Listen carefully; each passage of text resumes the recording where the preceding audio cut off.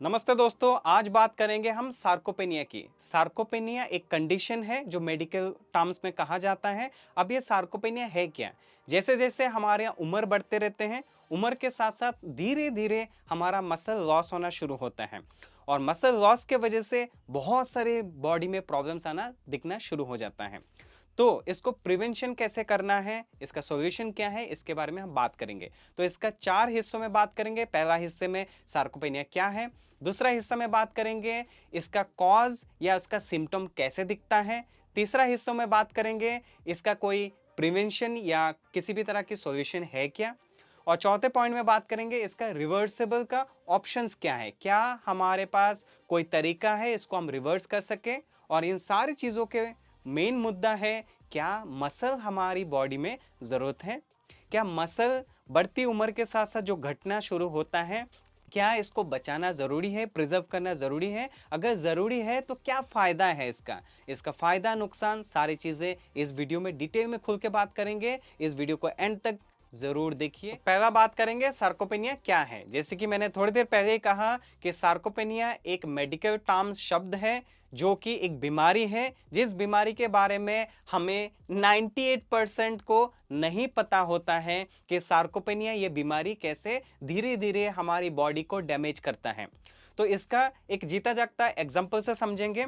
जैसे आपको पता चलता है धीरे धीरे आपकी बॉडी वीक होने लगती है और धीरे धीरे आपका स्ट्रेंथ घटना शुरू होता है, यानी कि आपकी जो ताकत है वो ताकत धीरे धीरे नीचे जाना शुरू होता है। और ज़्यादातर ये केस देखने को मिलता है 40 से 60 के बीच में, एज ऑफ 40 से 60 के बीच में आपको देखने को मिलेगा कि आपका बॉडी का जो मसल है वो ड्रॉप हो रहा है, आप कमज़ोर हो रहे हैं, डेली लाइफ का एक्टिविटी आप नहीं कर पा रहे हैं क्योंकि आपको ताकत नहीं मिल पा रहा है। ये सारी चीज़ें आपको देखने को मिलता है एज ऑफ 40 से 60 के बीच में। तो इसका आपको ध्यान रखना है ताकि आपको आने वाले टाइम पे, अगर आपका एज अभी 20 30 है, 40 के अंदर है, तो अभी से अगर आप इसका ध्यान रखेंगे तो आने वाले टाइम पे आप ये सार्कोपेनिया बीमारी जो है इससे आप बच पाएंगे। अक्सर ये नोटिसेबल ज़्यादा होता है 60 साल के बाद, पर हमारा ये जो सार्कोपेनिया बीमारी है शुरुआत हो जाता है 40 के आसपास। तो 40 से 60 के बीच में आपका ये बहुत ज़्यादा डेवलप होता है, बहुत ज़्यादा नोटिसेबल नहीं होता है पर डेवलप हो जाता है। पर 60 साल के बाद ये बहुत ज़्यादा नोटिसेबल है और जिसके कारण आप देखते हैं बूढ़े लोग जो है, जो उम्र है हम उनसे बहुत बड़े हैं, जिनका उम्र 60 प्लस है, उनका ये बहुत ज़्यादा इशू देता है बॉडी में। तो इसके वजह से उनका जो लाइफ है वो हेल्दी नहीं रहता है, बहुत ज़्यादा दिक्कतें फेस करना पड़ता है, बहुत ज़्यादा मेडिकल के चक्कर काटना पड़ता है। तो इसीलिए इस बीमारी का सॉल्यूशन मैं इस वीडियो के एंड में बताऊंगा। अब दूसरा हिस्सों में बात करेंगे इसका सिम्टम या इसका कॉज कैसे पता करें, यानी कि बिना वजह अगर आपका मसल लॉस हो रहे हैं, आपकी बॉडी से मसल झड़ रहे हैं और आप धीरे धीरे वीक फील कर रहे हैं, आपका ऐसे बहुत सारी चीज़ें जो आप करना चाहते हैं, जैसे कि आप वॉक कर रहे हैं, डेली लाइफ में वॉक करने में आपको ताकत नहीं मिल पा रहा है, बहुत ज़्यादा स्ट्रेंथ आप ऐसा फील नहीं कर पा रहे कि आप स्ट्रांग हैं, तो आपको वॉक में दिक्कत आएगा। ऐसे और भी चीज़ें जैसे कि आप रन करना चाहते हैं या कोई भी वर्कआउट करना चाहते हैं या किसी भी तरह के आप बाजार से बैग लेके आ रहे हैं, सब्जी का बैग लेके आ रहे हैं, पर आप चल फिर नहीं पा रहे हैं, आपका बैलेंस डगमगा रहा है। ऐसे बहुत सारे सिचुएशंस में देखा जाता है कि आपका मसल लॉस होने की वजह से ये सारे इश्यूज आना धीरे धीरे शुरू होता है। ये एक सिम्टम है। जैसे कि आप सीढ़ी चढ़ रहे हैं पर सीढ़ी चढ़ नहीं पा रहे हैं, आपका सांस फूल रहा है, आपको बहुत तकलीफ और मुश्किल हो रहा है, तो ये सारी चीजें आपको देखने को मिलता है जिसको आप आइडेंटिफाई कर सकते हैं और इससे बच सकते हैं। बढ़ती उम्र के वजह से, फिजिकल एक्टिविटी कम करने का वजह से, आपके खाने में प्रोटीन की कमी होने का वजह से, कभी कभार आपकी डायबिटीज या आपका हार्मोनल चेंजेस के वजह से भी ये सब होता है, देखने को मिलता है। तीसरा हिस्सों में समझेंगे क्या सार्कोपेनिया रिवर्सिबल है। आंसर इज जी हाँ है, ये गुड न्यूज है, आप रिवर्स कर सकते हैं। अगर आपका उम्र 20 से लेके 40 साल के अंदर है तो आप इसको जरूर रिवर्स करने की कोशिश कर सकते हैं और ये रिवर्सिबल पॉसिबल है। अब ये 20 से 40 क्यों? क्योंकि आप बहुत ज़्यादा यंग और एक्टिव रहते हैं। उसी दौरान अगर आपने अपने मसल को बिल्ड किया और प्रिजर्व किया तो ये सार्कोपेनिया बीमारी से आप लड़ सकते हैं 40 के बाद। तो इसके लिए करना क्या है, आपको हफ्ते में एटलीस्ट 3 से 4 दिन वेट ट्रेनिंग करना है, यानी कि जिम जाना है या घर पे होम वर्कआउट में बॉडी वर्कआउट जो है उसको करना है, ताकि आपको 3 से 4 दिन जब आप वेट ट्रेनिंग करेंगे इसके वजह से आपका मसल बिल्ड होगा और प्रिजर्व होगा। यही एक सबसे बढ़िया जो है इफेक्टिव तरीके से आप अपनी सार्कोपेनिया जो बीमारी है उससे बच पाएंगे, क्योंकि आप जब 2 से 3 दिन या मिनिमम 2 से 3 दिन बोल सकते हैं या मैक्सिमम 3 से 4 दिन आप जब ट्रेनिंग करते हैं, आप एक्सरसाइज करते हैं, तो उस दौरान आपका मसल बिल्ड एंड प्रिजर्व होता है। साथ ही साथ आप जब प्रोटीन रिच फूड खाते हैं, यानी कि प्रोटीन कितना खाना है, आपकी जितनी भी बॉडी वेट है उसका उतना ग्राम अगर आप प्रोटीन खाते हैं, यानी कि आपको सप्लीमेंट देने की जरूरत नहीं है।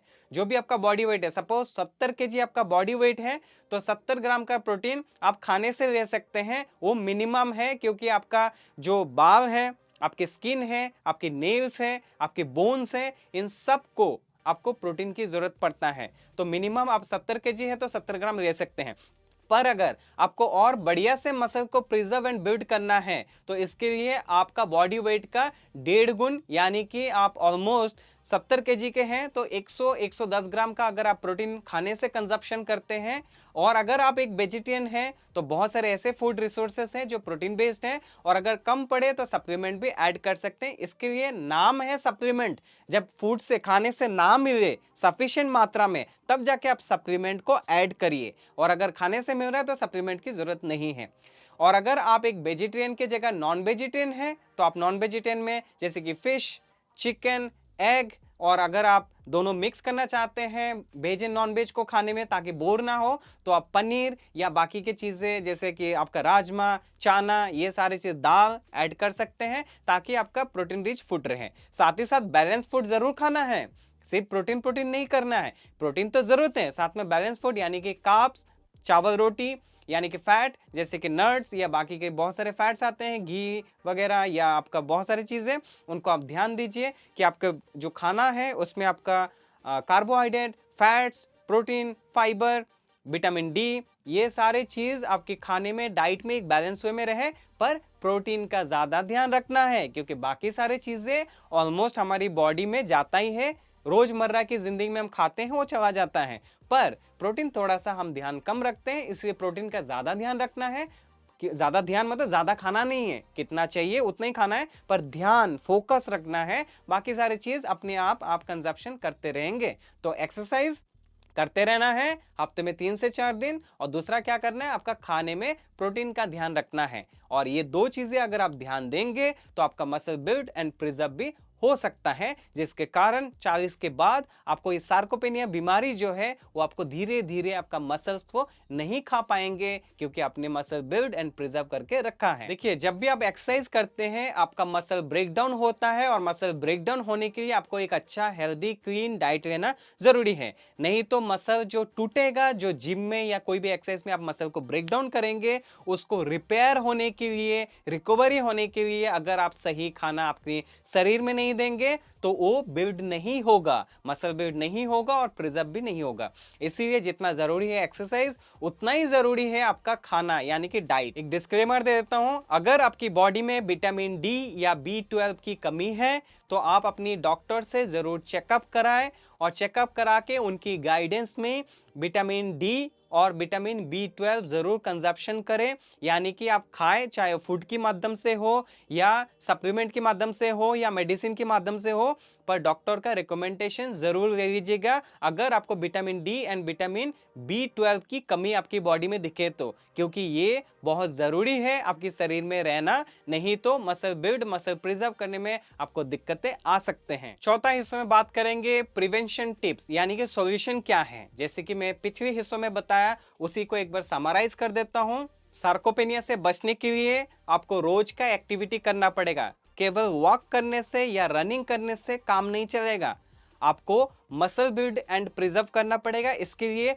वेट ट्रेनिंग करना पड़ेगा जिम जाके। अगर आप सही मात्रा में वेट ट्रेनिंग करते हैं, और वेट ट्रेनिंग केवल सिर्फ वेट उठाना और छोड़ना नहीं है, वेट ट्रेनिंग का मतलब मसल बिल्ड तभी होगा जब आप फेलियर रेपिटेशन लगाएंगे। अब ये फेलियर रेपिटेशन क्या है, यानी कि सपोज आप 15 रेप्स कर पा रहे कोई भी वेट से, सपोज 10 किलो डंबल से, तो उसको आप 10 रैप में ना छोड़े, अगर आप 15 रैप्स लगा पा रहे हैं तो 10 रैप ऐसा वेट लगाइए जो आप 10 रैप में थक जा रहे हैं, बट फिर भी 5 रैप और एक्स्ट्रा लगा रहे हैं, अपनी एनर्जी को पूरा यूटिलाइज कर रहे हैं ताकि वो बाकी के जो 5 रैप हैं उसमें आपका मसल अच्छे से टूटे, जिसका मतलब आपका हाइपरट्रॉफी ट्रिगर हो, आपकी ब्रेन को सिग्नल मिले कि आपका मसल को जो है बिल्ड करना है, जो टूटेगा उसको फिर से बिल्ड करना है, जोड़ना है। इसलिए जब आप हाइपरट्रॉफी ट्रिगर करेंगे, फेलियर रिपीटेशन लगाएंगे, तभी जाके आपका मसल बिल्ड होगा। आपने 10 रैप लगाया और थक गए, आप छोड़ दिया, मसल बिल्ड नहीं होगा।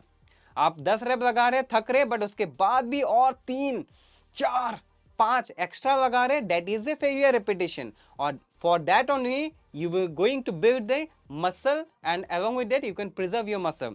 तो आपको इस बात को ध्यान रखना है और साथ ही साथ हेल्दी डाइट जरूर फॉलो करना है जिसमें प्रोटीन बेस्ड फूड हो, प्रोटीन रिच फूड हो, ताकि आपके मसल को रिकवरी भी कर पाए, तभी जाके आप एक हेल्दी वेट मेंटेन कर पाएंगे, यानी कि आपका बॉडी को रिकम्पोज कर पाएंगे।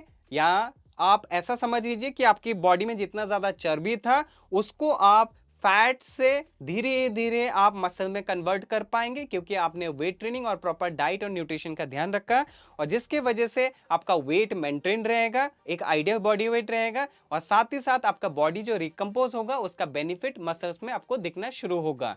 और साथ ही साथ आपको ये करना है कि आपका विटामिन डी की अगर कमी रहे तो उसको भी फुलफिल करते रहना है, टाइम टू टाइम चेकअप करा के। याद रखिए, मसल को जितना ज्यादा यूटिलाइज करेंगे, यूज करेंगे, उतना ही ज्यादा मसल और स्ट्रांग होता है, क्योंकि मसल बिल्ड होता है।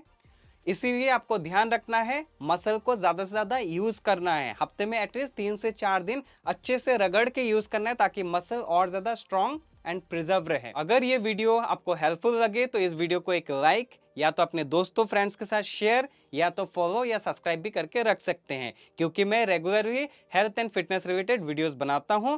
इससे आपको बहुत मदद होगा आपकी जिंदगी को और बेटर तरीके से जीने के लिए। तो मिलते हैं ऐसे एक नए वीडियो में, तब तक के लिए stay healthy and stay fit. Thanks for watching this video.